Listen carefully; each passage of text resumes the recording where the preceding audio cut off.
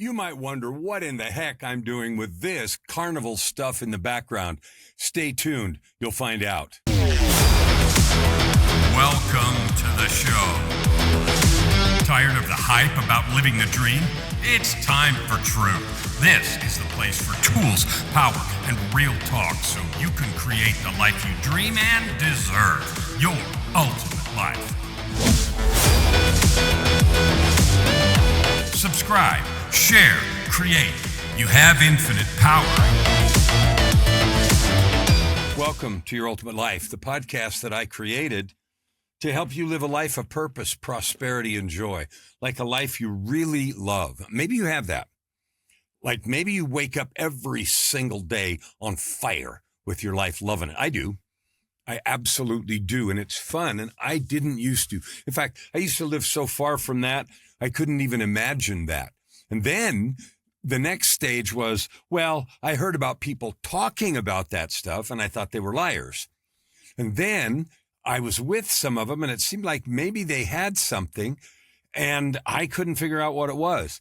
And then I started blaming that they had a head start on me, or that they got into social media early, or they had some breaks, or they had a friend with big reach, and I started blaming all this kind of stuff. The truth is you, my beloved listeners, you right here, right now, can live a life of purpose, prosperity, and joy. And I want you to think about for a sec, what is it that keeps you from having that? Now, this is a Thursday episode, so this is aimed specifically at coaches. Now, I know that anyone can live a life of purpose, prosperity, and joy. But today I'm talking specifically about coaches. And the Thursday episodes have been aimed at coaches for several months now, 7 or 8 months. Since last September, and I'm going to keep doing them until this September, and then I'm going to drop the Thursday episode. Because we were 2 episodes a week, and we went to 3 for a year because of AI, and because of how coaching is being affected by AI. Now, the first 6 months, these Thursday episodes were me interviewing 2 coaches at a time. You've seen some of those. Go back and look at some of the Thursday if you want. And the reason was to just ask them how they were using AI or not, what they thought of it. Did they see it as a threat, a tool, a possibility, or a problem? You know, that kind of conversation. And we had a lot of good combos. I interviewed 50 or 60 coaches in that context, and they were wonderful. Now, the last few weeks, I've been doing these solo, and I may go back to interviewing coaches for a couple more months before we get to September, because, you know, it's June right now as you see this, so got 3 months left till the year. But anyway, what I want to talk about is, what does AI do? What does it not do? And the idea that your personality is somehow a positioning strategy, because it's not. One of the common themes that came out in all those 50 interviews I did with coaches about AI was a very, very common thing, and that was this. Well, AI isn't a person, so it doesn't have feelings, and it cannot create the human connection. Well, that's true, and I'm saying it like that because it's also debatable. Because you and I both know people that spend hours in chat rooms, it used to be, and that can be good or dangerous, or with AI going down rabbit holes and coming out feeling important, intelligent, validated, capable. And the truth is their life isn't moved an inch forward and their business isn't moved an inch forward. So it depends a lot on how we interface with that stuff. And you know exactly what I mean. Maybe you've done that. So one of the things that social media did, and this is pre-AI, is it increased our reach wildly. We can now get in front of everybody. I remember the growth of Facebook, for example, when it started in 2006, I think. You know, 10 million, 50 million, 100 million, 200 million, 300 million, 500 million. And everyone was tracking for a time the number of people that were on Facebook regularly, and that peaked, and now it's come down a little bit, but it's 1.5 billion or maybe 2 billion. Holy cow, that's a lot. And maybe it's come down lower than that. I haven't really checked the latest numbers. But Facebook's just one thing. And then we had Instagram, and then Facebook bought Instagram. And then we had a half a dozen Periscope and, a bunch of those little ones that were trying to be, carve a mark in the world. And now we have TikTok. And then YouTube, of course, was its own thing behind there. And YouTube is not a social media, except sort of. And then LinkedIn came in as the business version, and LinkedIn morphed until its feed looked a lot like Facebook, although the language there is different. You know all this. None of this is new. So I'm talking to you as a coach because one of the biggest issues any coach has is getting clients. Getting clients. So there is one way to get clients that is in person, where you belong to networking groups that are local, or networking groups that are online, and you go meet with them regularly and you listen and you talk and you get to know people and so forth. That is an in-person method, or hybrid if you're doing your networking online. I did that. I have done those methods and still do. But I have refined them until they're super, super powerful and effective. So I don't waste a lot of time, and that's one way to do this. Now, I belonged to BNI for a few years, and in the BNI groups, the way that it's structured, there's a certain kind of business and person that's attracted to that. And so as a business coach, I found a lot of possibility and a lot of clients through there, and certainly made BNI a very valuable source for me of meeting people and getting some business coaching clients. So that's one way to do this. And certainly BNI is not the only networking group. There's all kinds of them. Now, I belong to some online networking groups that I attend, not regularly, occasionally. And my strategy with all that has changed. But this isn't a strategy conversation about that. I have become really good at getting clients. It's easy. It's not a problem anymore. And that terrifying monster that used to eat my lunch, oh, how am I going to find clients? How am I going to find clients? Is not even a monster anymore. It's not even an irritation in my universe. It's not. Because how to get clients is really very solvable. And for me, it's solved, done, finished. And I can always improve and always am. There's no question about that. But exactly what to do to improve is no longer a mystery. And that's what I wanted to go at today. Your personality is not a positioning strategy. One way to get clients or to try to scale your business is a lot of marketing, a lot of articles that you put in, Substack or Medium or YouTube videos or building a YouTube channel or trying to get a Facebook following or Instagram or TikTok following and so forth. And then there's this obsession. It becomes an obsession because it doesn't really work very well. Okay. And then there's all these people that say, well, I'll set your appointments and I'll go do the, prospecting for you. And then you just have to convert. All of those things are possible. But I want to talk about what works best. Sometimes people think, and I have been guilty, and I won't say guilty because that's a laden word, a heavy laden word, but I have sort of believed that my personality, how I show up, whether I'm energetic or likable or spiritual or clever or charismatic or ask all these good questions, that's enough to survive. And it's not. It's not.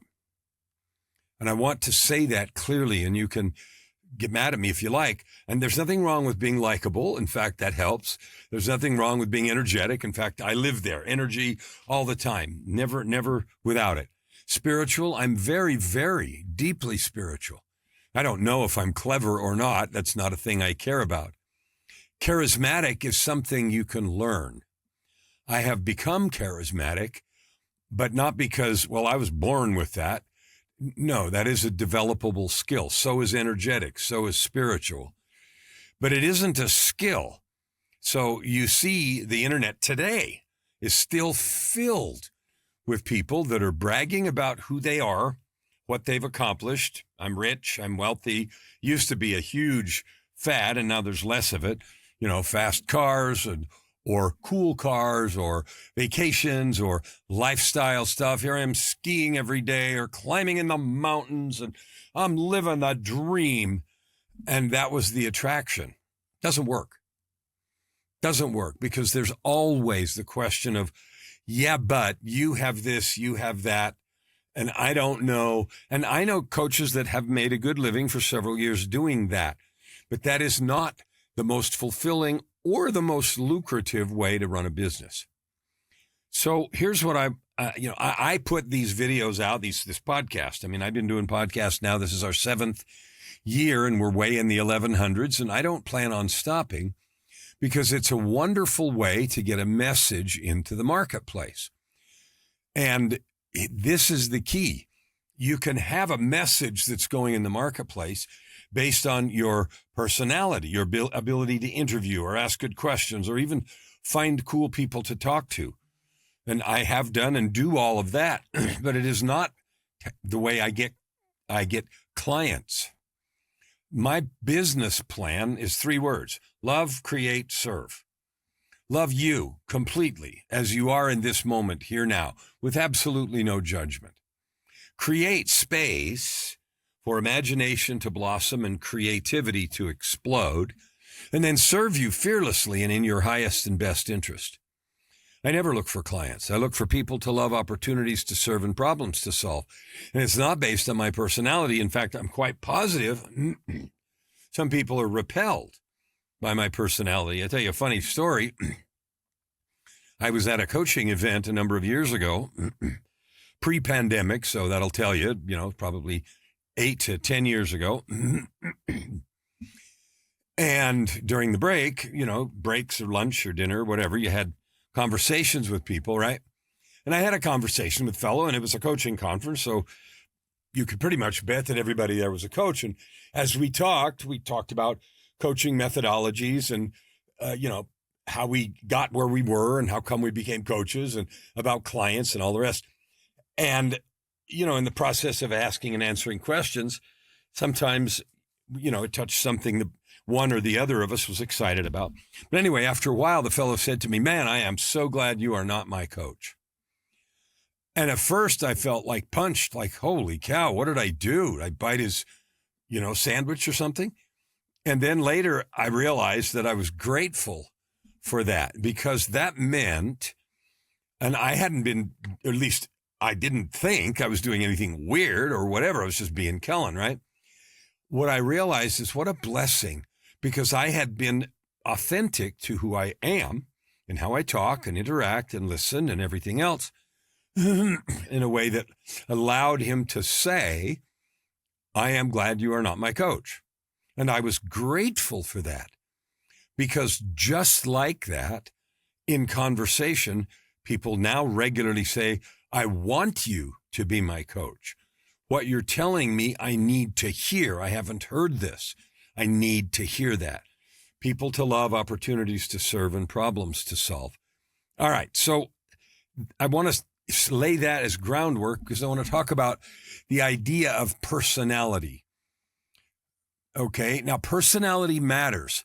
And let's define personality as the choice that you and I make about how to interact with events and with other people and with the world and with ourselves, quite frankly. Things like I'm always late, I'm messy, I'm not a detail person, all of that kind of stuff, those are not your personality. Really? No, they're just habits you've acquired, and you can keep them or get rid of them if you want to. I'm optimistic or pessimistic.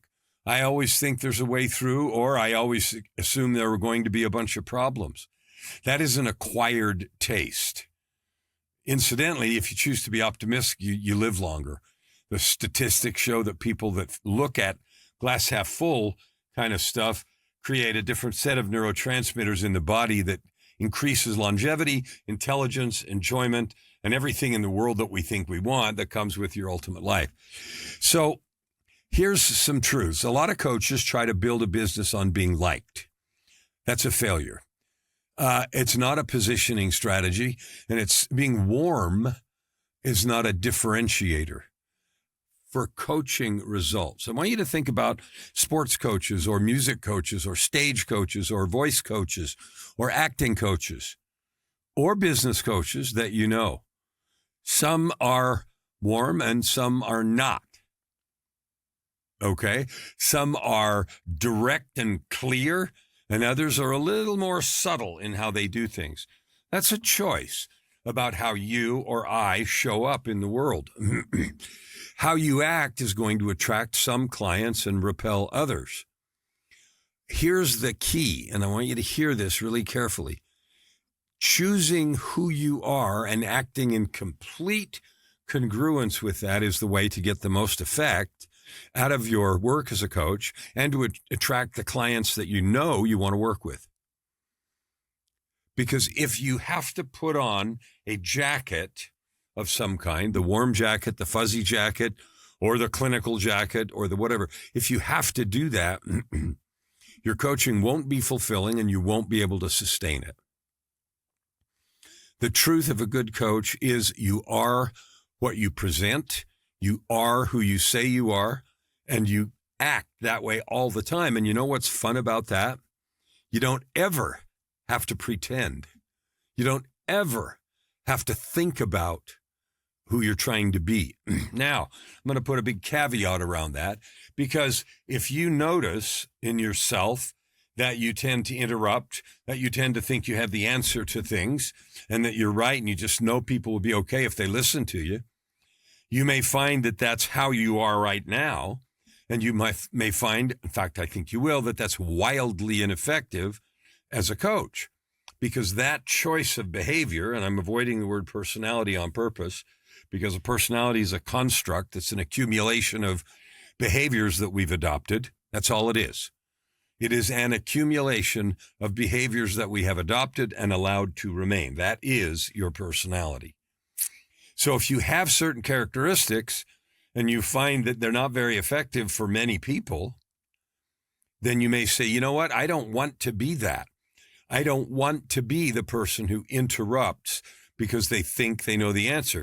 There's a place where that's really effective or important for me, because with my wife, Joy, and those of you that know the story know that she's literally an angel from heaven. She walks on water, and I just worship the ground she walks on. But anyway, she had a thing that I did that was annoying. I tend to be, and you could call this personality, but it's just an adopted habit. I'm a person who wants to get to the end, to the result. I want to move through whatever steps are important and necessary and get to the result that I'm trying to get to. That choice of behavior isn't very effective in conversation with Joy, because she wants to go through all the steps in talking. Like if I think, even if I'm 100% right, I know where she's going with a line of conversation, and I jump to the end, even if I'm 100% right, that creates friction in the relationship just for a moment, because she wanted to say all the things. And so that is a choice that I get to make about, quote, personality, but it's just behaviors that I've adopted. And I'm saying, okay, I'm not going to do that. I'm going to let her walk through all the steps. And in fact, I'm going to choose to be wildly interested in every single step. And you can say, wow, then you're just faking it. You're not really being you. No, I'm choosing to adopt another behavior permanently. That's who I want to be. And so it's a process. It's not a snap of fingers, because you catch yourself changing and, oh, I'm doing that again, right? And she's never hesitant to remind me, so I have lots of opportunity to observe that. All right, so here's the thing. Being a certain way, if it isn't your natural state, is fake. It isn't going to last, and people are going to smell BS. Okay, if any of that is in a coaching relationship, you're going to fail. And the reason isn't because they don't want help, and the reason isn't because you're not sincere. It's because the energy of fake is present. The energy of performance is there. So the truth is, nice or intentionally listening and so forth is not an effective marketing strategy unless it's who you are. So in the age of AI, charm of any kind, you can define that in the broadest sense, without clarity is vapor. Now, I'm not attacking warmth. I am attacking vagueness. Really, be clear. I'm attacking hidden dependence on vibe instead of value. So when people say in these interviews that I've had, well, hey, I can't do the human experience, that's true. But if you're depending on vibe, you're dead. The truth is value, because someone's paying you hard-earned money and in time. So they need value for that. They have a right to expect value. Now, value comes in lots of ways, but it is in the eye of the beholder. They have to believe and experience not just pleasantness, but real value that they can take and see in their own lives that it's changed their bottom line, their business, their relationship, their own health, their relationship with the divine, or whatever it is. But they have to experience that in a way that says, it screams value. So that's the key. Here's some questions I want you to think about. What is it that you stand for so clearly that people can repeat it? You know, one of the things for me is everyone knows I'm reaching 300 million people with the WIPOS, worth, identity, possibility, ownership, sovereignty. Every single person knows I know for sure you can live your ultimate life. Purpose, prosperity, and joy, because I make no bones about it and I say it over and over again and I live it. Part of who I am. Here's another question for you. What do you solve that is so specific that the right people immediately know you are for them? You're the one, because you solve this thing so specifically, and they can hang their own thoughts, feelings, problem, worry, whatever it is, on that certainty. Okay, I can tell you what one is for me. One is for me is absolute clarity of messaging. I know you and I are divine beings with gifts and talents, and that the most powerful way to make the difference and the money and have the fun we both want in the world is to serve with your life experience and your gifts. I don't care what else we've learned to do. Who you are is the center of all of it. And when people are struggling with that mental, I'm not good enough, I don't know who will listen, I can't find clients, I don't know what I'm doing, that lack of clarity, man, I have lasers that burn that right out of existence. And everyone that coaches with me knows that. So here's another way to think about this. If you removed your personality, which are just those set of adopted behaviors, from your business, what would actually remain? What are the frameworks, tools, laser-guided, experience-based power that you have to offer as a coach that remains outside of your delivery mechanism? So you take your personality out of it. What is the heart that remains? For me, I use the word love, create, serve. So if anyone interacts with me, they know absolutely without question, I love them. I expect nothing to start with unless we've made commitments to each other. I honor and acknowledge every single beautiful thing that you are. And people know that. They feel it. They say that back to me. So I love and listen you into existence. I acknowledge and honor everything that you are. I help you discover and develop what's next if you want. And I serve and support you while you do it. Whatever you want. Like my goal is I'm going to create 3,000 millionaires who get there by using their own life experience and gifts. I know how to do that. I'm doing it. I know exactly how to do it for you. has nothing to do with my personality. It has to do with those divine truths. All right. So before AI, people used to be able to do this sort of like-based client getting. And here's why. It worked better then, because people bought based on energy. Okay, I remember someone saying, I could love to work with you if I could just buy or get some of your energy.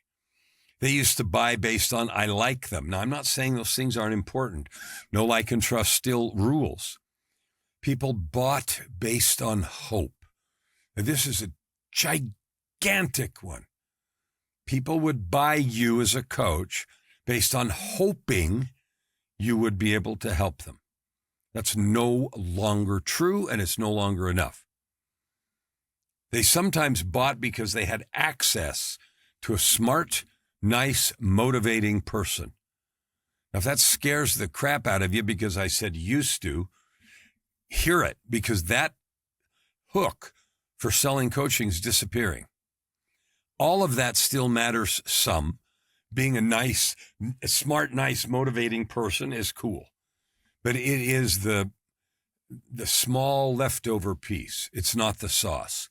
Because now, with the help of this technology, everyone can sound good. Everybody can write polished copy. I'll give you an example. I got an email today inviting me to be on a show. I read it. I knew that it had been written or edited by AI, and that didn't bother me. I think people should use all the tools they can so they can write clearly and persuasively. That's great. And I read it, and I thought they're inviting me to be on a show, right?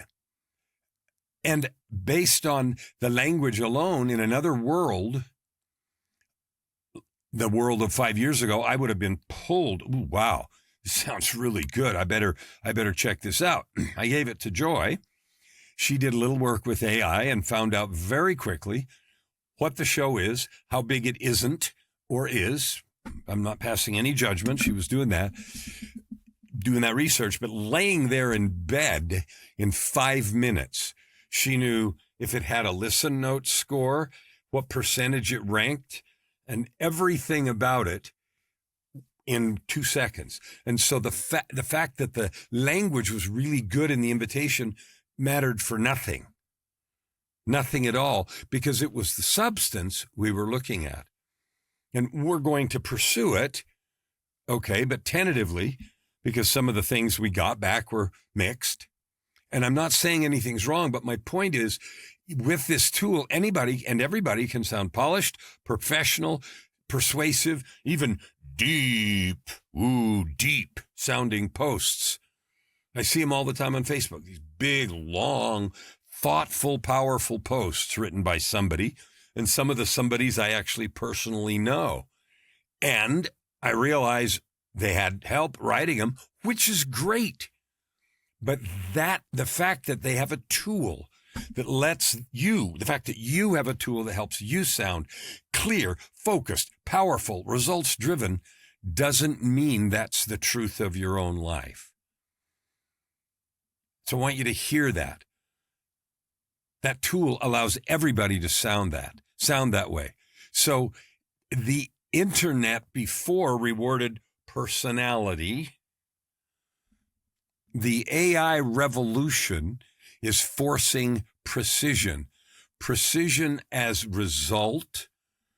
Precision as, does it actually match how you live and who you are? If your value can be described in any way as people like you, you're vulnerable. Your history, you're toast. You cannot build a durable business on, being pleasant or sounding deep or any of that kind of stuff. Charm gets attention. Real position based on who you are, that gets paid. And I want you to think about that. I want to encourage you to read a book, not just because I wrote it, although that is true. I can't find it. That's okay. I wrote a book called Coaching. There it is. Coaching and the Rise of AI. And it is absolutely predicted predictive of what's happening right now. It looks like this: Coaching and the Rise of AI. And I want you to read it if you want to stay in business as a coach, because it identifies all these things. And when I wrote it a year ago, I predicted that 95% of coaches would be out of business by this coming Christmas. So 16, 18 months from when I wrote it. It's happening, and it's happening even a little faster than I thought. And the reason is because AI is improving faster. The ability to sound good, to sound deep, to find answers, that is all commoditized. Buy it for $19 or $29 a month or whatever. So let's talk about what real positioning is. If it's not personality or that set of behavioral traits that you acquired because you want to show them, not because it's who you are, then let's talk about what it really is. Positioning is what you actually believe as demonstrated by your life. Not what you can spout, but what everyone would see you do and be if they watched you all the time. They could see who you are. It is also based on what you reject clearly, and what you reject and what you believe is demonstrated by your life.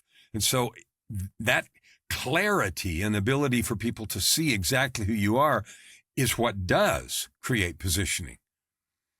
Positioning is also given by who you serve, not who you want to serve. It's funny because when I don't go to them anymore, but I used to go to lots of coaching conferences as I was beginning, when I was in the beginning years, when I was learning different methods and learning from coaches and stuff.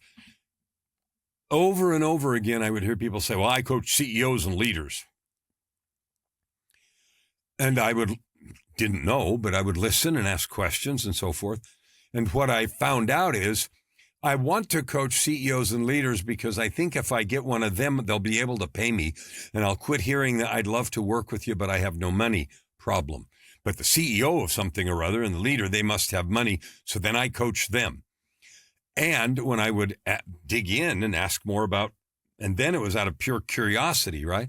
More about their lives, I found out that they couldn't get clients. They had lack of confidence in themselves. They would say things like, it's easy for me to see other people's problems or needs, but I have trouble with my own.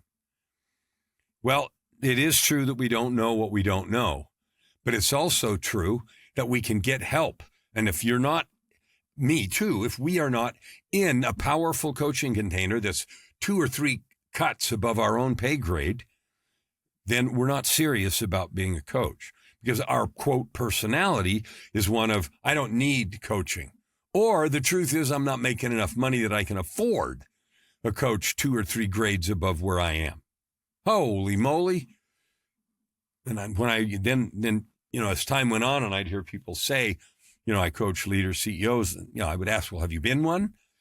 Why do you do that? What is it that draws you into that field? And it was almost invariably because, the money. They can pay me and I can quit hearing, I love to work with you, but I don't have any money. So here's some other things. Your power comes from why your approach is distinct. If you cannot say what is different, like really different about your approach, then, and if it's all mushed up in those, get out of your own way, step into your power, find your greatness. If it's all mushed in that language, you haven't said anything, because everybody is saying that and it means nothing. And you're swimming in the sea of mediocrity, the sea of sameness. Sea of sameness is a phrase I heard in a mastermind 10 or 12 years ago, and I like it. And I don't think that person invented it, but I thought it was cool. Anyway, if your approach can't be distilled and distinct and someone can't say, oh, wow, that, you got nothing. You got nothing, and AI is going to clean you out. And the last thing I want to say is you have to be able to describe exactly what kind of transformation you create. If I can't hear from you and in less than 30 seconds or 1 minute max, understand what you'd create, how am I ever going to know if I want one, right? Costco solves that problem by giving samples. They don't try to talk you into this pork roll and whatever dipping sauce. They give you one. Here, like it, don't like it. If you want them, they're over there. Well, coaching is the same.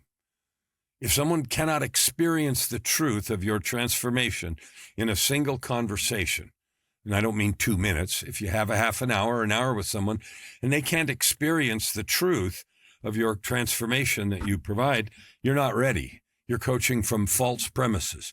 You're not true yet. I'm not saying you can't become, but that means you better get to work with someone who is a couple cuts above where you are so that you carry the power of what you teach. This all includes your language. It includes your philosophy. It includes your inner language and dialogue. It includes the audiences you talk to, the problem you solve, the method that you use, and the results that you create. If we can't describe that fully, we're not going to get the clients we want. And AI is going to eat your lunch.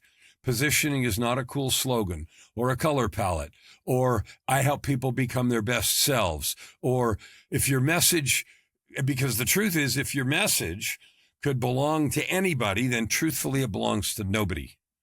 Nobody. Okay, so let me give you a couple of weak positioning. A mindset coach. That's weak.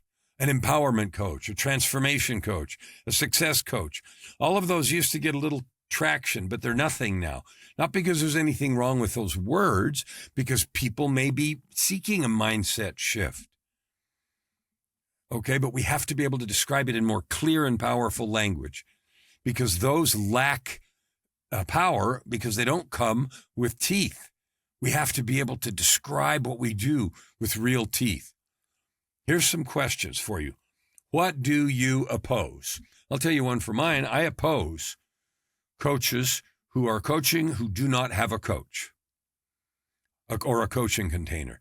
Because if you or I are in the business of helping people become better, more powerful, more successful in some way, and we are not embodied or engaged in the process of becoming better, you are stale, you're out of business, you're out of touch. What are you willing to say that other people in your field won't?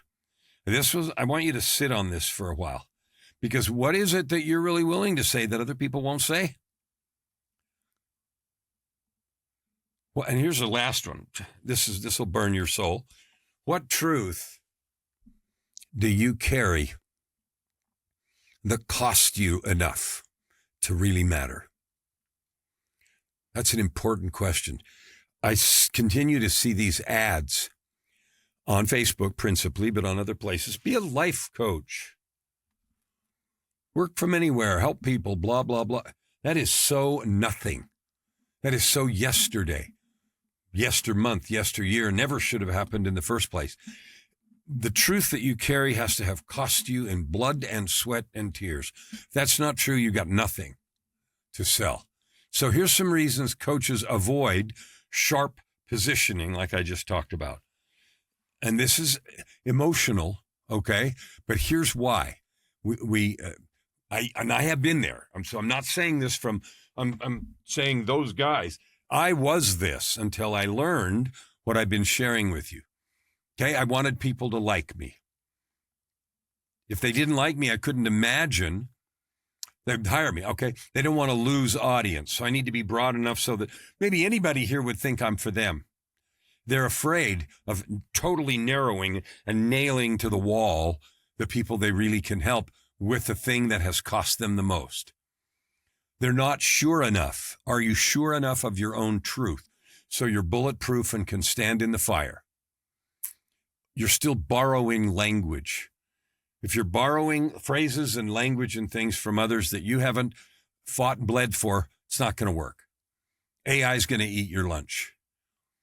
Some people are hiding behind spirituality or inclusivity or softness because you're afraid to make a stand. It's going to cost you. Vagueness feels safe. Why? Because it's hard to reject. Razor sharp clarity is what sells and gets results. If you say too little, then nobody knows why you really matter. If you blur your message, AI is going to flatten you like a pancake. And if you don't define clearly your value, the market will downgrade it, blow it away. Broad feels safer, sharp gets paid. The coaches who survive in this age of AI are the ones who can be named in a single sentence or described in a single sentence. If your work has no razor sharp edges, it has no shape. Now, you may be mad at me for saying this, but this kind of old positioning is going to be gone in the age of AI. So let's get some action here. I want to encourage you to get to unmistakable language so that when I hear you talk, I know exactly what you stand for. Strong, unequivocal stance. Tell me. And a coherent body of thought. Sometimes I ask people, tell me your process. Well, it's custom. That's just nonsense. Yes, of course it's custom. But you're still working because you work with certain people based on the things you've fought and bled to learn. If you don't have a lived philosophy that you can see in your heart and life, you're not there. You got to have some real examples, either your own, from your own life, or those of clients. You have to have repeatable distinction. Your story has to support your stand. Your body of work is a rock-solid foundation under your claims. The offer has to match the message. And again, if message is mushy, then the offer is going to be downgraded.